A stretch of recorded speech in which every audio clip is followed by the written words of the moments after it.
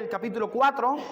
Vamos a leer 3 versículos. Vamos a leer capítulo 14, 15 y 16 de este capítulo 4 que comenzamos la semana pasada. Y vamos a leer todos juntos, hermano, y cuando lo tengáis decid amén, gloria al Señor. Amén. Una señal que podamos entender que tenemos el texto. Y dice el autor de Hebreos: por tanto, teniendo un gran sumo sacerdote que traspasó los cielos, Jesús, el Hijo de Dios, retengamos nuestra profesión. Porque no tenemos un sumo sacerdote que no puede compadecerse de nuestras debilidades, sino uno que fue tentado en todo según nuestra semejanza, pero sin pecado. Amén. Acerquémonos pues confiadamente al trono de la gracia para alcanzar misericordia y hallar gracia para el oportuno socorro. Y hasta aquí la palabra del Señor en esta mañana. Y vosotros ya me vais conociendo un poco y sabéis que a mí me gusta poner títulos a las predicaciones. Y el título es muy sencillo, nos habla el pasaje de esto, y es el gran sumo sacerdote. Es obvio, hermanos, que al leer estos versículos nos percatamos que el autor de Hebreos va a comenzar aquí una nueva sección de su epístola. Y hasta tal punto es obvio que algunos de los reformadores del siglo XVI, siguiendo el ejemplo de Lutero, pusieron estos tres últimos versículos del capítulo 4, lo incluyeron ya en el capítulo 5 en sus traducciones de la Escritura. Después de la solemne advertencia de los capítulos 3 y 4, como hemos visto en semana atrás, ahora con cierto alivio volvemos a contemplar al Señor Jesucristo sentado en su trono. Y esta vez le contemplamos en su precioso ministerio sacerdotal. Es decir, hasta aquí hemos tenido ocasión de considerar la divinidad del Señor y su ministerio como portavoz de Dios. Estuvimos viéndolo semana atrás en el capítulo 1 de este libro. Su plena humanidad e identificación con nuestra condición mortal la estuvimos viendo en el capítulo 2.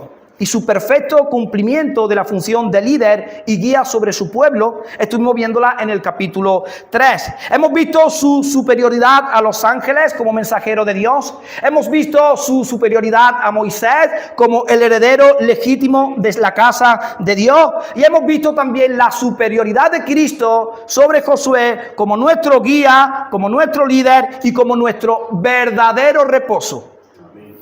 Ahora, recogiendo el tema que mencionó el autor de Hebreos de paso en Hebreos capítulo 2, versículo 17, el autor nos invita a contemplar a Jesucristo como nuestro sumo sacerdote y nos va a instar y nos va a hacer ver la superioridad de Cristo sobre el sacerdocio de Aarón. De hecho, el texto de Hebreos capítulo 2 y versículo 17 contiene muchos de los mismos énfasis que hemos leído en estos 3 versículos.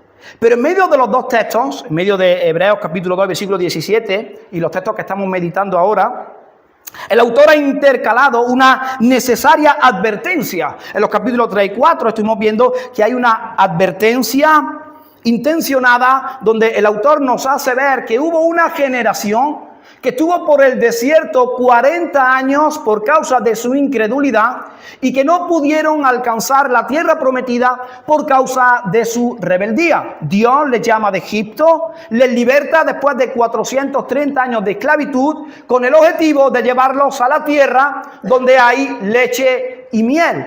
Pero el autor de Hebreos nos dice que esta generación no pudo alcanzar la promesa por causa de su incredulidad. Y en medio de estos capítulos, el autor nos advierte para que tengamos cuidado, para que examinemos nuestro corazón y para que mantengamos nuestra mirada en el sumo sacerdote, Jesús, el Señor del universo. Amén. Y ahora aquí, después de hacer ese paréntesis, el autor de Hebreos va a seguir hablándonos del ministerio del sacerdocio de Cristo y lo va a hacer desde los versículos que hemos leído hasta el final del capítulo 10, el gran tema de la epístola es el gran sacerdocio de Jesús. Ciertamente nuestro Moisés nos ha sacado de Egipto, amén. Jesús vino a buscar y a salvar lo que se había perdido. Jesús dijo que él era la verdad, que iba a traer libertad sobre nuestros corazones, una libertad espiritual. Nosotros andábamos en Egipto. Y Egipto simboliza el pecado, el sistema antidios de mundanalidad, anticristo, donde vivíamos para nuestros deleites, donde éramos esclavos del pecado, donde vivíamos bajo la influencia del diablo, el faraón. Pero Cristo nos libertó para la gloria del Señor. Cristo es nuestro Moisés que nos ha sacado de Egipto. Y ahora caminamos por el desierto y en el desierto nos percatamos de que todavía hay residuos del pecado en nosotros. Que todavía hay actitudes pecaminosas en nuestras vidas. Que todavía seguimos lamentando las caídas y que todavía sigue habiendo una conciencia que nos sigue acusando por causa de nuestra rebeldía. Entonces, es aquí en nuestra travesía en el desierto, por lo tanto, donde descubrimos que no solamente necesitamos a un Moisés que nos liberte de Egipto. Necesitamos a un Aarón que siga intercediendo por nosotros para el perdón y la limpieza de nuestros pecados. Y nuestro Aarón se llama Jesús de Nazaret, para la gloria, la honra y la alabanza del Señor. Por lo tanto, no solo necesitamos un Moisés, ni tampoco un Josué, necesitamos un Aarón que pueda seguir intercediendo por nosotros en la misma presencia de Dios. Además de un redentor, necesitamos también un sacerdote. Hermanos y amigos, necesitamos saber que la sangre de Jesucristo, además de pagar nuestra redención inicial, nos limpia de todo pecado a lo largo de nuestra travesía por el desierto. Y que en virtud del sacrificio de la cruz, Dios es fiel y justo para perdonarnos todos los pecados en nuestro camino por el desierto. Gloria al Señor. Necesitamos saber que su sangre sigue siendo válida para limpiarnos y santificarnos. Necesitamos saber que hay alguien quien intercede por nosotros y nos sostiene en el camino. Jesús, el Hijo de Dios. Por lo tanto, esa es la luz desde el concierto que hay, que puede producir en nuestros corazones, capítulo 3 y 4, donde vemos una generación que se queda en el desierto por causa de su incredulidad. Cuando nosotros vemos personas que parecen que están firmes en la fe, pero de repente se apartan de los caminos del Señor. Cuando vemos a personas que niegan la fe, que quieren volver al antiguo sistema levítico, y eso era lo que el autor de Hebreo aquí nos estaba diciendo, una generación que había sido salvada por Cristo, pero que estaba pensando en volver al antiguo sistema levítico. Y eso puede traer temor a nuestros corazones, y a eso se suma nuestra conciencia que nos acusa, y el diablo que viene a señalarnos cuando caemos y a decirnos, pero tú no eras cristiano, ¿tú no amabas a Dios? Y eso puede traer temor a nuestros corazones y podemos pensar, bueno, ¿y puede pasarme a mí también como le pasó a esta generación? ¿Me puedo quedar yo también en el desierto por causa de mi incredulidad y no alcanzar la tierra prometida? Y ahora el autor de Hebreo nos va a mostrar a Cristo Jesús sentado en el trono. Y nos va a decir, hermanos, que su sacrificio en la cruz y que esa sangre poderosa que habla mucho mejor que todos los sacrificios que se han ofrecido en el sistema levítico es más que suficiente para que nosotros no nos quedemos en el desierto, sino para que vayamos a la tierra prometida. Gloria al Señor. Por ese sacrificio en la cruz, por esa sangre preciosa que Él derramó en el Calvario para la salvación de su pueblo. Y es así, teniendo esto en mente, como el autor ahora introduce a Jesucristo en su nueva función de sumo sacerdote. Lo introduce, hermanos, para que no desmayemos en el camino, para que tengamos seguridad de salvación, para que tengamos ánimo, para que sigamos confesando que Jesús es el Señor, para que sigamos confesando que Jesús es nuestro Aarón, que Jesús sigue intercediendo, que su sangre nos sigue limpiando de todo pecado. Gloria al Señor. Introduce el sacerdocio de Cristo para darnos la seguridad y para animarnos, para instarnos a seguir confesando que Jesús es el Señor y el Salvador de nuestra alma. Gloria al Señor. Y cuando nosotros vemos a Cristo como nuestro sumo sacerdote que está a la diestra del Padre intercediendo por nosotros, eso alienta y estimula de forma positiva cada una de nuestras vidas y nos da una gran seguridad cuando contemplamos a Cristo, nuestro sumo sacerdote. Hermanos, lo que más nos puede sostener en el desierto, lo que más puede sostener nuestra vida es el hecho de que nuestro sumo sacerdote, que ha traspasado los cielos, como dice el versículo 14, y ha entrado en el reino eterno, lo haya hecho después de haber padecido toda la clase de pruebas por la cual nosotros hemos pasado en el desierto o estamos pasando por el desierto. Por esto es nuestro válido representante ante Dios, porque nos entiende. porque se hizo uno como nosotros, porque estuvo en el desierto, porque fue afligido, porque fue turbado, porque fue golpeado. Él nos entiende perfectamente y no solamente nos entiende, sino que tiene poder para socorrer cada una de nuestras vidas. Gloria al Señor. Bendito sea el nombre del Señor. Por eso es nuestro válido representante ante Dios, porque se hizo un hombre como tú y como yo.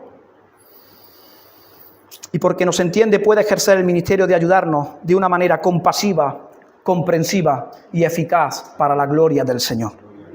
Lo que más necesitamos es saber que tenemos quien nos guarda y nos sostiene en el camino. Necesitamos ver a nuestro sumo sacerdote, hermano. Necesitamos ver a Jesús coronado de gloria y majestad. Necesitamos ver a Jesús sentado a la diestra del Padre, reinando sobre todo principado, sobre todo dominio y sobre toda potestad. Necesitamos ver al Rey de Reyes y al Señor de Señores, aquel que sostiene el universo con el poder de su palabra. Necesitamos verlo a la diestra del Padre, intercediendo por cada uno de nosotros. ¡Gloria a Dios! Ese es nuestro sacerdote, ese es nuestro Señor, ese es nuestro Rey. Jesús nos guarda, Jesús nos sostiene, Jesús es nuestro Cordero Pascual. Amén. Él nos libró de Egipto, Él nos ha redimido a precio de su sangre. Pero los beneficios de su sacrificio no solamente son importantes para el comienzo de nuestro caminar cristiano, también lo son a lo largo de todo el camino. Ahora debemos descubrir la eficacia de la cruz en el desierto.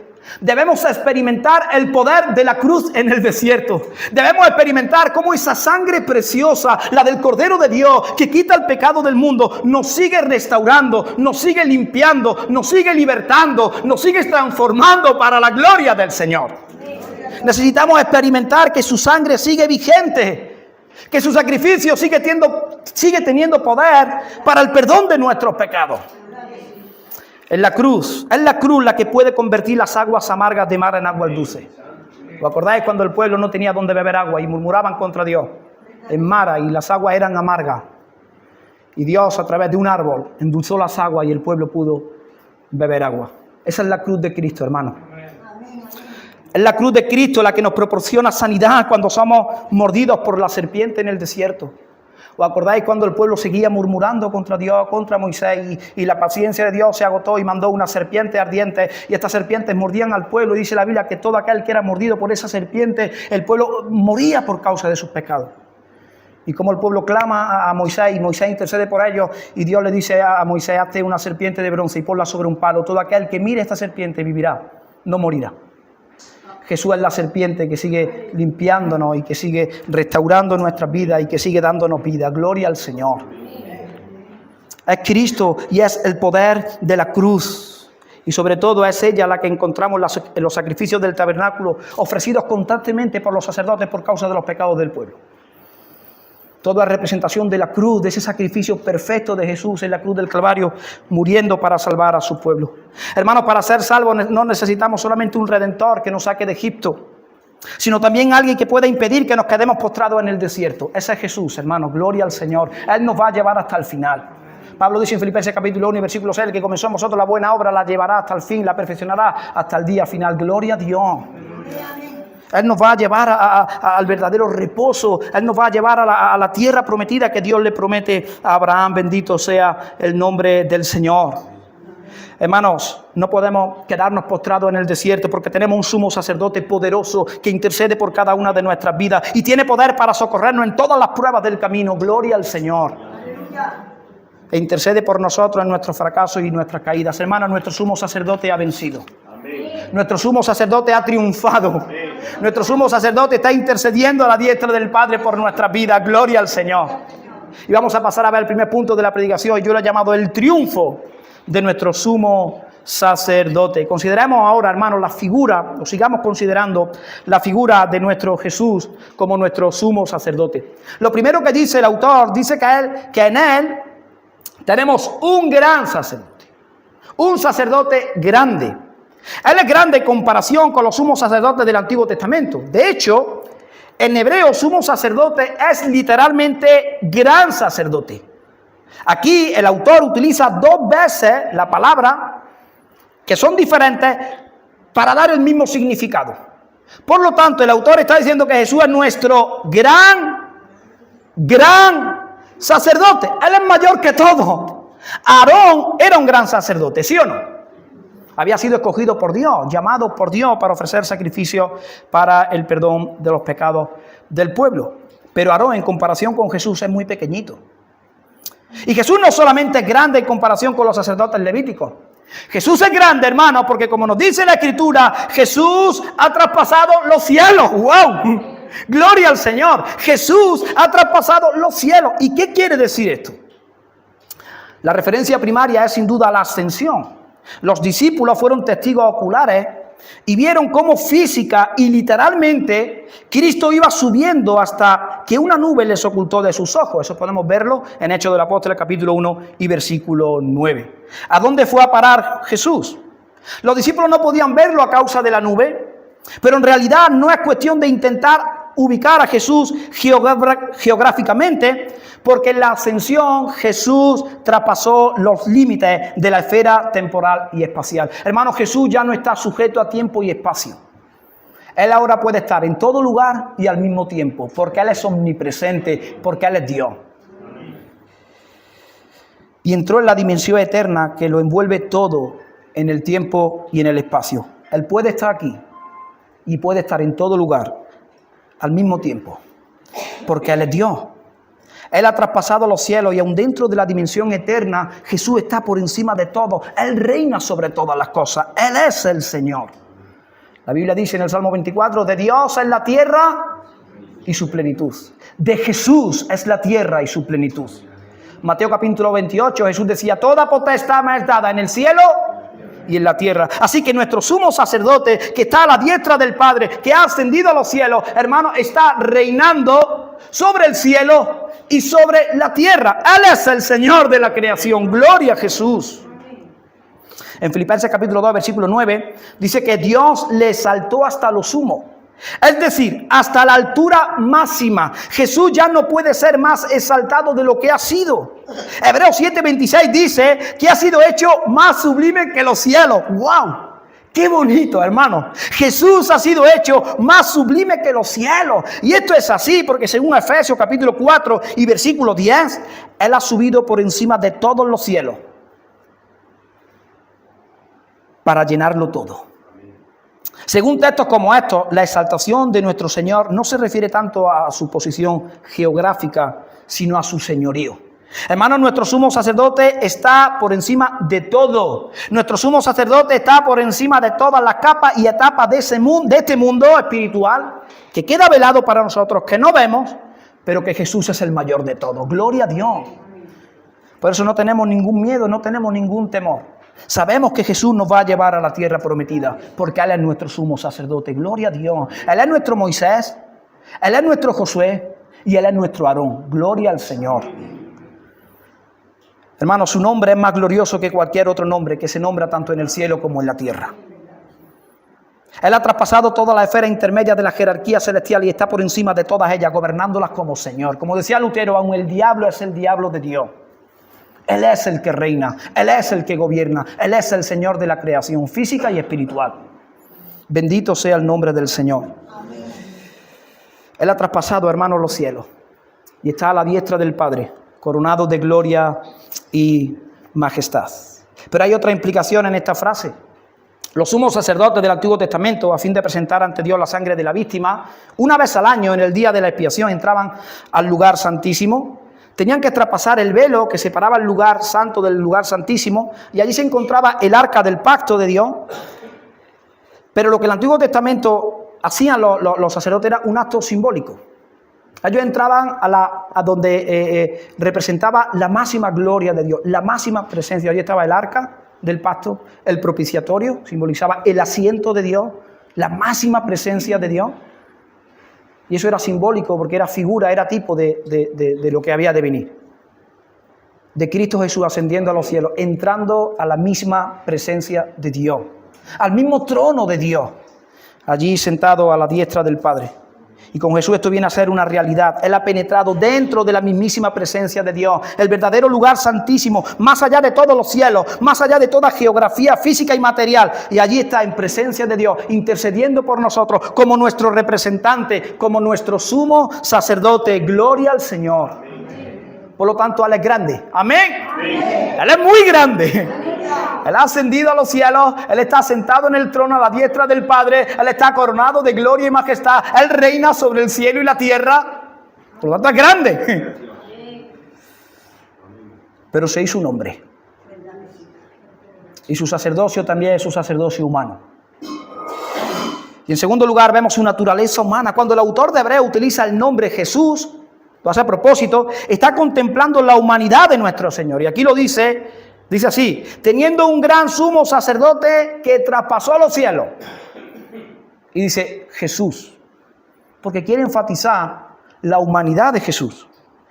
En la más exaltada y sublime de las regiones celestes, en la misma presencia de Dios, hay un hombre, hermano, hay un hombre, alguien que es como nosotros, que entiende nuestra condición mortal, que ha pasado por las mismas tribulaciones que nosotros, ha pasado por las mismas aflicciones que nosotros, ha pasado por las mismas pruebas que nosotros, y por lo tanto puede representarnos ante Dios con pleno conocimiento de causa. Por eso Pablo le decía a su discípulo, 1 Timoteo capítulo 2, versículo 5, hay un solo Dios y un solo mediador entre Dios y los hombres. ¿Cuántos mediadores hay?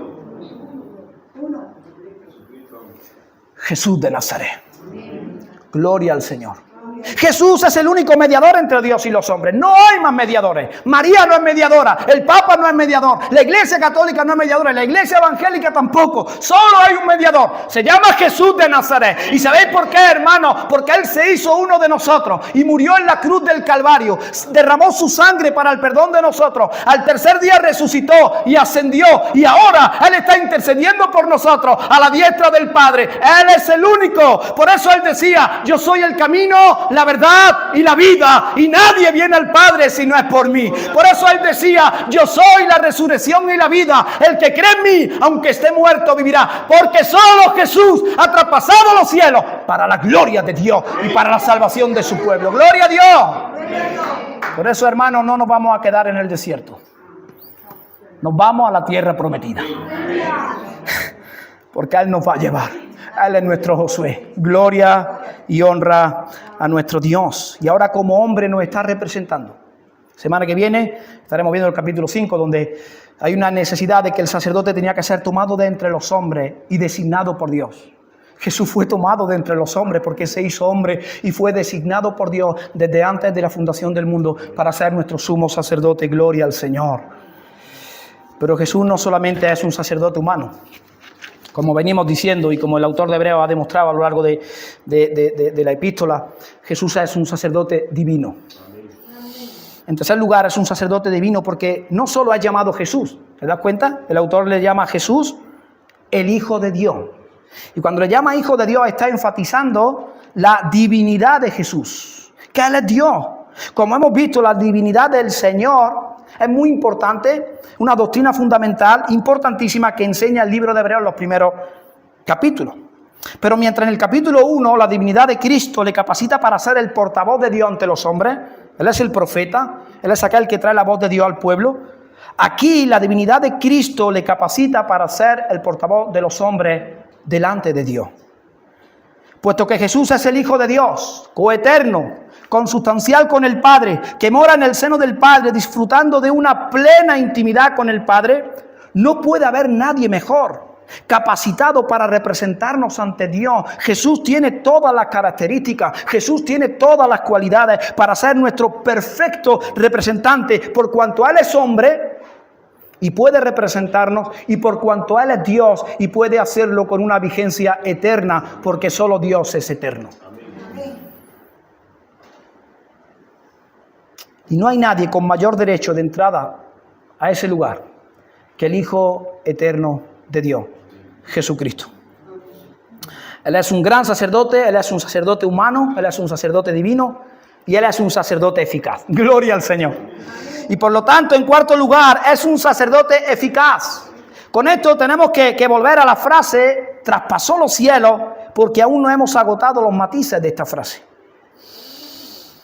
Otro de los temas favoritos del autor es la exaltación de nuestro Señor Jesucristo, y eso lo vemos en Hebreos capítulo 1, versículo 3, donde dice, habiendo efectuado la purificación de nuestros pecados por medio de sí mismo.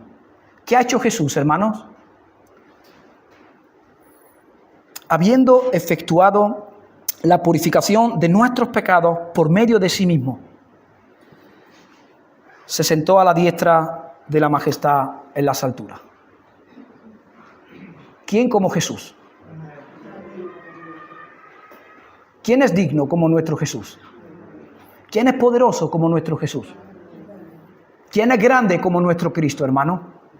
Habiendo efectuado la purificación de nuestros pecados por medio de sí mismo, ahora dice que se ha sentado a la diestra de la majestad en las alturas. Y me encanta esto, hermano, porque se sentó en señal de que su obra expiatoria fue completa y perfecta, por lo cual pudo descansar de ella, como también el Padre descansó después de la obra de la creación. Jesús ha completado todo lo que es necesario para nuestra salvación. Y por lo tanto, ahora Él es exaltado y Él está sentado a la diestra del Padre. Gloria al Señor. También hemos visto este tema en Hebreos capítulo 2, versículo 9, donde dice esto. Fijaos, qué bonito, hermanos, qué emocionante. Vemos a Jesús coronado de gloria y de honra. ¡Wow! Por eso nosotros decimos que no hay otro nombre bajo el cielo dado a los hombres en el cual podamos ser salvos. Porque solo Jesús fue coronado de gloria y de honra. Solo Jesús ascendió a los cielos. Ni Mahoma, ni Buda, ni ningún otro líder religioso que se haya levantado a lo largo de la historia. Solo Jesús está coronado de gloria y de honra. Solo Jesús ha traspasado los cielos. Solo Jesús es nuestro sumo sacerdote humano, divino y eficaz para la salvación de su pueblo. Gloria al Señor. Y con esta referencia que hemos leído, el autor nos está diciendo que la misión de Jesús se ha cumplido. Su obra es completa, acabada, perfecta y aceptada por Dios. Por eso se sienta en el trono como el rey que ha vencido. Amén. Amén. Pero ahora en Hebreos capítulo, el versículo que estamos leyendo, Hebreos 4:14, no le vemos sentado como rey, sino de pie como sacerdote. Cuando los sacerdotes entraban en el lugar santísimo, no se sentaban, sino que ministraban de pie ante el trono de Dios, el propiciatorio, rociando sobre él la sangre del sacrificio en expiación por los pecados del pueblo. Cristo, por cuanto el sacrificio por nuestro pecado es completo, está sentado. Pero si bien este sacrificio en el tiempo y en el espacio no admite repetición, Jesús murió una sola vez. Y para siempre, para no morir más. Por eso nosotros no creemos en la transformación de la sustancia a la hora de participar del pan y el vino. La Iglesia Católica, por ejemplo, enseña que literalmente el pan se convierte en el cuerpo de Cristo y literalmente el vino se convierte en la sangre de Cristo, como si continuamente Cristo estuviera siendo crucificado. Cuando la Biblia dice que Jesús muere una sola vez, para siempre, para no morir nunca más. Y su sacrificio es irrepetible. No admite repetición en la esfera eterna. Aunque no admite repetición, hermanos, en la eternidad, en la esfera eterna, es de una vigencia permanente. Es de valor retroactivo, es decir, tiene poder y eficacia sobre el pasado. Por eso Abraham puede ser salvo. Por eso Isaac puede ser salvo. Por eso Jacob puede ser salvo. Por eso los patriarcas pueden ser salvos. Por eso la iglesia del Antiguo Testamento puede ser salvo. Porque el sacrificio de Cristo tiene una vigencia eterna, por cuanto Él es eterno y abarca los 3 tiempos gramaticales. Pasado, presente y futuro. Puede morir por los pecados de Abraham, puede morir por los pecados de Isaac, puede morir por los pecados de Jacob, puede morir por los pecados de los patriarcas, puede morir por tus pecados y puede morir por los pecados que vivan 1000 años después de nosotros, si el Señor no ha venido antes, porque Él es eterno. Gloria al Señor. Y su sacrificio tiene una vigencia eterna. Entonces, hermanos, ¿por cuántos pecados nuestros ha muerto Jesús? ¿Y eso qué significa todo? Pasado, presente y futuro. Esto es para volverse locos de amor por el Señor, hermano. Para tener un corazón apasionado por la gloria de Cristo. Esto es para anhelar de forma intensa y profunda y emocionante que toda rodilla se doble y toda lengua confiese que Jesús es el Señor. Él nos ha salvado para siempre. Gloria a su nombre. Porque Él ha perdonado nuestros pecados y porque el Dios y hombre moría en la cruz por nosotros. Y por cuanto Él es Dios, su sacrificio tiene una vigencia eterna. Si Jesús no fuera Dios, nosotros tendríamos un problema. Porque si Él es temporal, si Él no es eterno, puede morir por los pecados de su generación. pero no por los nuestros. Pudo morir por los pecados que vivieron hace 2000 años con Él. Pero su sacrificio tiene vigencia hoy porque Él es eterno. Por eso se hizo una sola vez y para siempre. Gloria y honra a nuestro Dios. Bendito sea el Señor. Su sacrificio es de valor duradero, eficaz, para purificar los pecados del pueblo de Dios hasta el fin de este mundo. Y en este último sentido es como si nuestro sacerdote estuviera ejerciendo sus funciones sacerdotales a nuestro favor hoy mismo. Es como si Él estuviera esparciendo su sangre en el lugar santísimo, para perdonar y para seguir limpiando nuestros pecados para la gloria del Señor, de pie allí en la presencia del Padre, rociando sobre el propiciatorio su propia sangre, intercediendo por nosotros, sobre la base de su obra expiatoria en la cruz del Calvario. Gloria al Señor. Hermanos, Jesús ha traspasado los cielos. Amén. Amén. Y la ascensión es evidencia de victoria. Jesús ha vencido. Jesús es nuestro poderoso gigante que ha vencido al diablo, ha vencido a la muerte, ha vencido al pecado y ha vencido a todo el infierno junto, y nos ha dado la victoria, nos ha dado la salvación para la gloria del Señor. Nos ha librado de Egipto. Y ahora, mientras estamos en el desierto y nos dirigimos hacia nuestro lugar, porque nuestra ciudadanía no está aquí, como decía Pablo en Filipenses capítulo 3, versículo 20, nuestra ciudadanía está en los cielos, de donde también esperamos al Salvador. Gloria al Señor. Y mientras caminamos por el desierto y nos dirigimos hacia la tierra prometida, Jesús nos está sosteniendo. Gloria al Señor. Jesús nos está guardando. Gloria al Señor. Jesús nos está restaurando. Jesús nos está sanando. Jesús nos está alimentando. Jesús nos está transformando y llevándonos de gloria en gloria. Bendito sea el Señor. Amén. Hermanos, ese es el Dios de la Biblia. Este es el Cristo de la Biblia, un Cristo poderoso, gigante que ha vencido. Nuestro Cristo no se quedó en la cruz, ¿o sí? Nuestro Cristo ascendió. Y porque Él ascendió, Él ahora está aquí por medio de su Espíritu. Donde 2 o 3 están congregados en su nombre, es nuestro lema en Senda Real. Allí está en medio de nosotros. Y donde Él está, cualquier cosa es posible, porque nuestro Dios es poderoso. Él es el poderoso, victorioso, poderoso gigante que pelea por su pueblo. Y la ascensión es evidencia de victoria, vindicación. El Padre vindicó a Jesús y lo confesó públicamente como Señor y Cristo, como Rey de la creación. Y la ascensión es evidencia de glorificación. Jesús está sentado a la diestra del Padre. La ascensión es evidencia de que Dios ha aceptado la validez de la obra de Cristo Jesús, muriendo por nuestros pecados. Lo que los sacerdotes levíticos solo hacían en sentido figurado, Jesús lo ha hecho una realidad. Él ha entrado como sumo sacerdote en la mismísima presencia de Dios, el verdadero lugar santísimo más allá de los cielos. Gloria al Señor, hermano. Tenemos un gran sumo sacerdote, humano, divino y eficaz, por cuanto traspasó los cielos.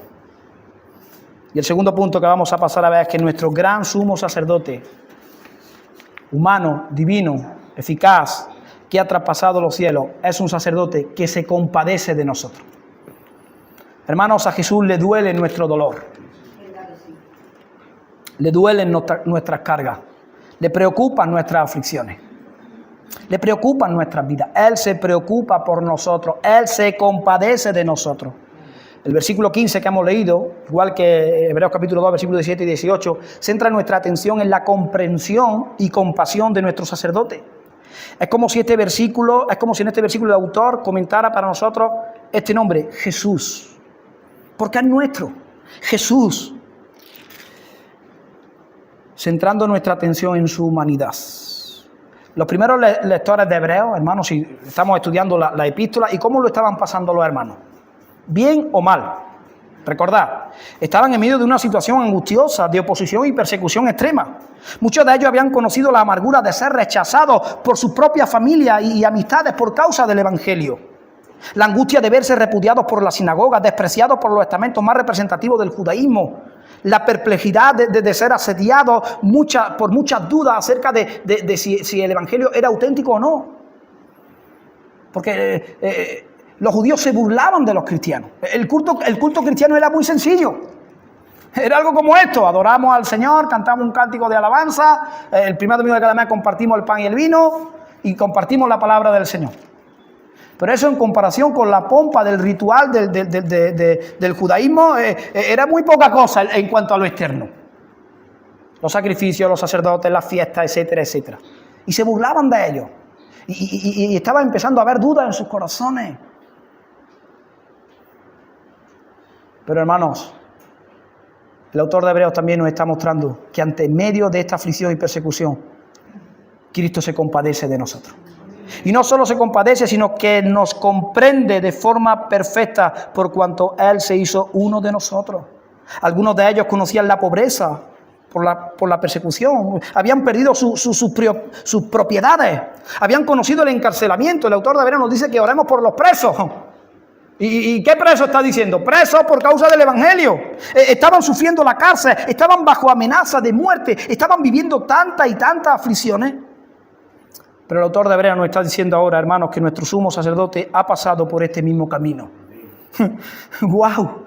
Él no es un Dios lejano, Él no es un Dios distante, Él es un Dios cercano que se acerca a nosotros, que ve nuestro dolor, que sufre nuestro dolor, que tiene misericordia. Y no solamente nos comprende, no solamente sabe por lo que estamos pasando, porque Él ha pasado antes que nosotros, sino que Él tiene poder para socorrernos. Gloria al Señor. Amén. Hermanos, en muchos aspectos, en muchas áreas de nuestra vida, los unos a los otros podemos comprendernos. Porque es probable que por lo que yo esté pasando, tú ya hayas pasado antes. Pero el problema, hermano, es que nosotros no tenemos el poder que tiene Cristo para socorrer nuestras vidas. Y yo no tengo poder para socorrerte en muchas cosas. Lo único que podemos hacer es orar los unos por los otros en muchas ocasiones y apoyarnos. Pero Cristo es todo suficiente, hermano. Él sí tiene poder para socorrernos, para librarnos y para aliviar nuestras cargas. Gloria al Señor. Y no solamente tiene poder para socorrernos y para librar nuestras cargas, Él tiene poder para enseñarnos. En medio de la aflicción, en medio de la adversidad, en medio de la turbación, Él quiere enseñarnos, hermano, y Él quiere grabar a fuego, con el fuego de su Espíritu, verdades eternas y escribirlas en nuestros corazones para hacernos cristianos maduros que viven para el honor de Cristo y para el bien de su pueblo. Pero, hermano, tenemos que reconocer que sea cual sea el tipo de tentación o prueba, Cristo, dice nuestro texto, fue tentado en todo según nuestra semejanza. Incluso se puede decir que lejos de ser menores que nuestras tentaciones, las suyas fueron mucho más fuertes. Nadie de los que estamos aquí ha sufrido tanto como Cristo. Nadie de los que estamos aquí ha sufrido la tentación a tal nivel como la que sufrió Cristo. Nadie ha sufrido tal contradicción de pecadores como la que sufrió Cristo. Pero Él nunca pecó. Y salió victorioso de cada una de ellas, para la gloria de Dios y para el bien de su pueblo. Y Él tuvo que morir en la cruz por nuestros pecados. ¿Por quién murió Jesús, hermano? Murió por nuestros pecados. El sumo sacerdote del Antiguo Testamento tenía que presentar ofrendas por sus pecados, sacrificios y ofrendas por sus pecados y por los del pueblo. Jesús no tenía necesidad por cuanto no había pecado en Él. Él se ofreció por nuestros pecados para darnos la salvación. Pero la gran diferencia entre Él y nosotros no tiene que ver con las aflicciones. Estamos en el desierto y en el desierto vamos a encontrar aflicciones, sino con la reacción ante ellas. Mientras que nosotros muchas veces caemos ante la prueba y pecamos ante la tentación, Jesús nunca. Él fue tentado en todo según nuestra semejanza, pero sin pecado. No tenemos un sumo sacerdote que siempre ha vivido en el lugar santísimo, escondido y abrigado de las tormentas por estar en la presencia de Dios. Ese no es nuestro sumo sacerdote, hermano. Nuestro sumo sacerdote salió de aquel refugio seguro para vivir en medio del mundanal ruido. Aquel que era inmune al sufrimiento, inmune al pecado, inmune a la muerte, sufrió las consecuencias de vivir en un mundo caído y maldito por causa del pecado. Y lo hizo por ti y lo hizo por mí, para la gloria del Señor. Y dice la Biblia que habitó en medio de nosotros. Qué bonito, puso su tienda en medio de nosotros. Eso dice Juan capítulo 1 y versículo 14. Dice que el Verbo habitó entre nosotros. y vimos su gloria, gloria como del unigénito del Padre, lleno de gracia y de verdad. Y lo que aquí está, lo que tiene en mente Juan es que Él puso la tienda de campaña en medio de nosotros. Y sufrió las consecuencias de venir a salvar y a buscar lo que se había perdido, a derramar su sangre por su pueblo. Bendito sea el nombre del Señor. Hermano, entonces hemos visto un gran sumo sacerdote, humano, divino, eficaz, que se compadece de nosotros, que nos comprende porque ha pasado por lo que nosotros estamos pasando. Y no solo eso, sino que Él ha salido victorioso y tiene poder para socorrernos. Y ahora el tercer y último punto que vamos a ver es cuál va a ser nuestra respuesta ante todo esto. ¿Cómo vas a responder tú? ¿Cómo voy a responder yo? Nuestro sumo sacerdote ha vencido. Amén. Su sacrificio es poderoso y completo. Su obra recibe el sello de la aprobación de Dios. Su ayuda es eficaz. Además, Él es compasivo y nos entiende perfectamente como sumo sacerdote. Y ahora, ¿cómo hemos de responder nosotros? Versículo 14 dice, reteniendo nuestra profesión. Retener la profesión. En primer lugar, debemos retener nuestra profesión, es decir, no debemos volver atrás. Este era el gran peligro de los primeros lectores, negar al gran sumo sacerdote que realmente era poderoso para salvarles con el fin de volver al antiguo sistema levítico. Y la frase retengamos nuestra profesión puede ser traducida como retengamos nuestra confesión. Y el autor de Hebreos nos está diciendo, sigamos confesando que Jesús es el Señor. Sigamos confesando que Jesús es el Salvador. Sigamos confiando en sus promesas. Sigamos confiando en su palabra. Aferrémonos fuerte en el desierto de que tenemos un Señor, un Salvador que traspasó los cielos y es poderoso para socorrer a su pueblo. ¡Gloria a Dios! Sigamos adelante y no volvamos atrás, porque nuestro Cristo está coronado de gloria y majestad, porque Él es más sublime que los cielos, porque Él habita la eternidad. ¡Gloria al Señor! Sigamos confesando que Jesús es el Señor. Sigamos creyendo en nuestros corazones que Dios le resucitó de los muertos. Sigamos confiando y sigamos declarando que Dios va a cumplir su propósito en nuestras vidas a pesar de todo y de todo. A pesar de nosotros mismos, hermanos, Dios va a llevar a cabo aquello que ha dicho que hará con nosotros desde antes de la fundación del mundo. Gloria a Dios. Ese es nuestro Dios. Por lo tanto, nuestra primera respuesta ante esta gran verdad bíblica es que tenemos que retener nuestra profesión. Y lo segundo es que tenemos que acercarnos a Él. Debemos responder a su sacerdocio acercándonos a su presencia. Versículo 16 dice, acerquémonos pues confiadamente al trono de la gracia para alcanzar misericordia y hallar gracia para el oportuno socorro. El autor nos exhorta a que en medio de nuestras dudas, en medio de nuestros temores, en medio de nuestros desconciertos, en medio de nuestras debilidades y aflicciones, nos exhorta a acercarnos a Jesús. Sabiendo que su obra es eficaz y completa, su obra es poderosa, habiendo sido tentado en todo, como nosotros, nos entiende perfectamente.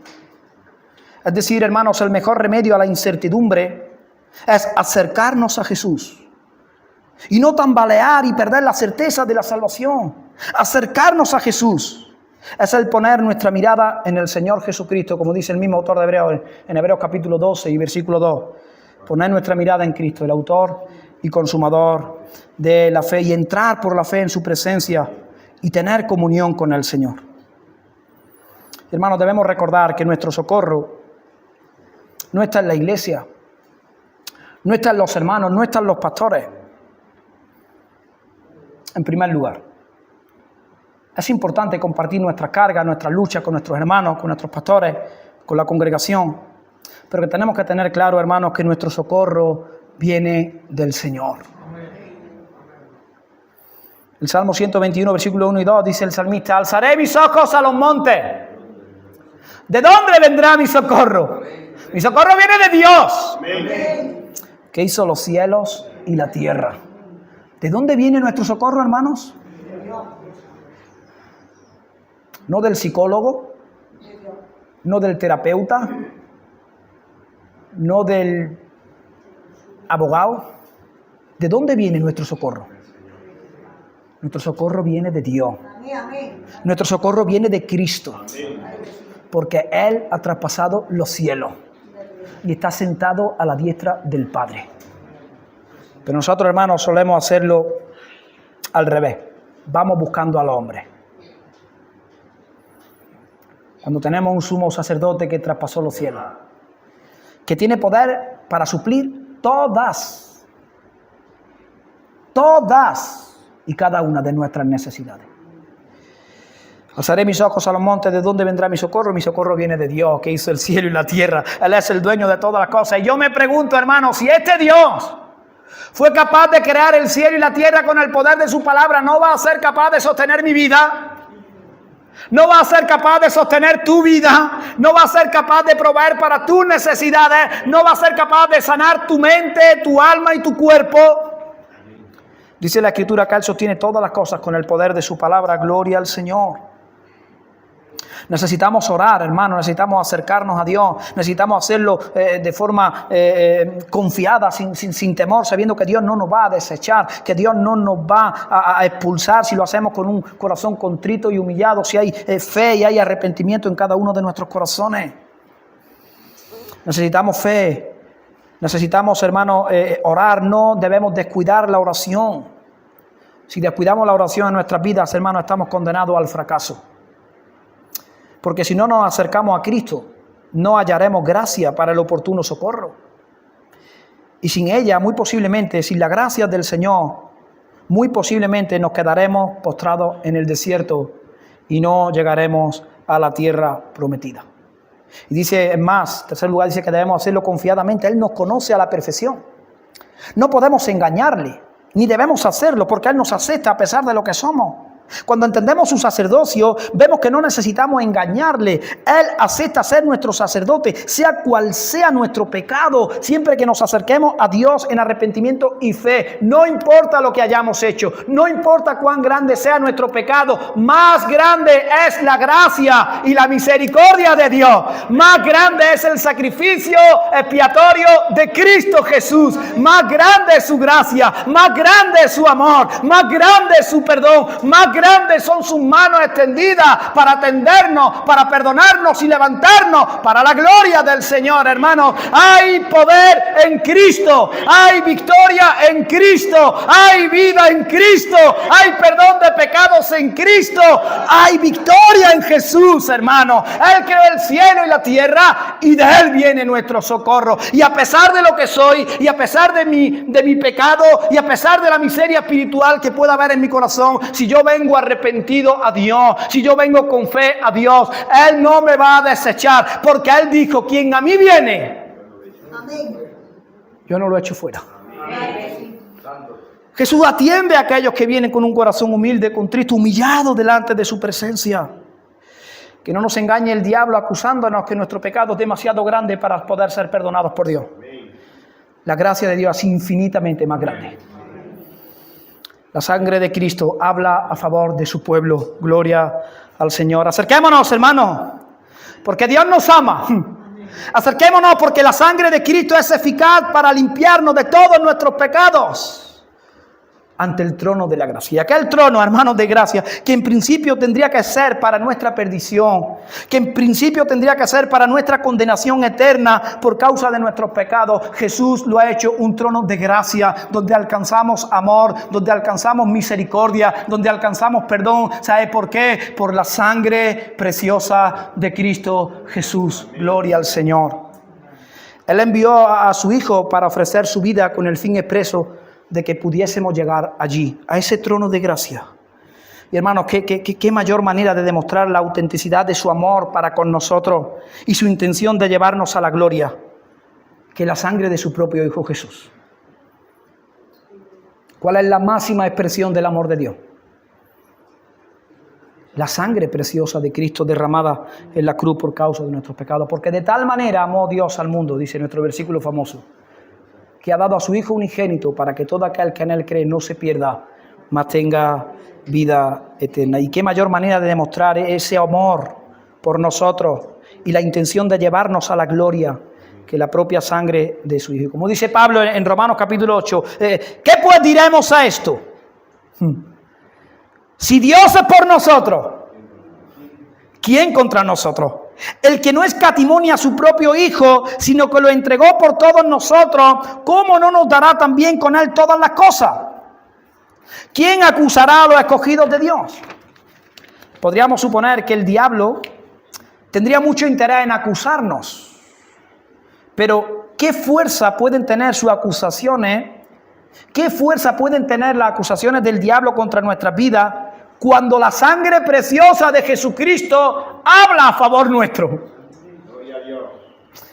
Podría acusarnos nuestra propia conciencia, pero el sacerdote nos declara perdonados y aceptados por el Padre en virtud de su sacrificio. Desde luego, quienes no nos acusan nunca, hermanos, a su pueblo, son el Padre y el Hijo. Sigue diciendo Pablo en Romanos capítulo 8, versículo 39 y 34. Dios es el que justifica. ¿Quién es el que justifica? ¿Quién es más grande que Dios? ¿Quién es mayor que Dios? ¿Quién es más fuerte que Dios? Dice, Dios es el que justifica. ¿Quién es el que condenará?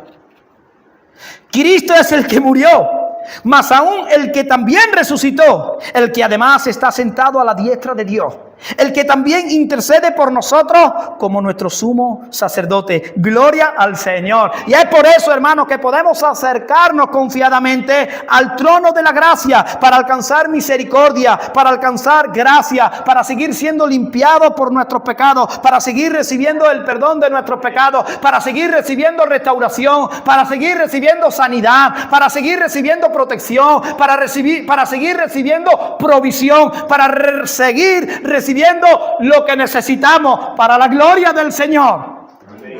No para nuestros caprichos.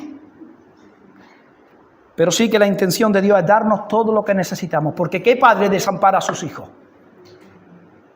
Jesús dijo, si vuestro hijo os pide pan, le daréis una serpiente. Si le pide pescado, le daréis una piedra.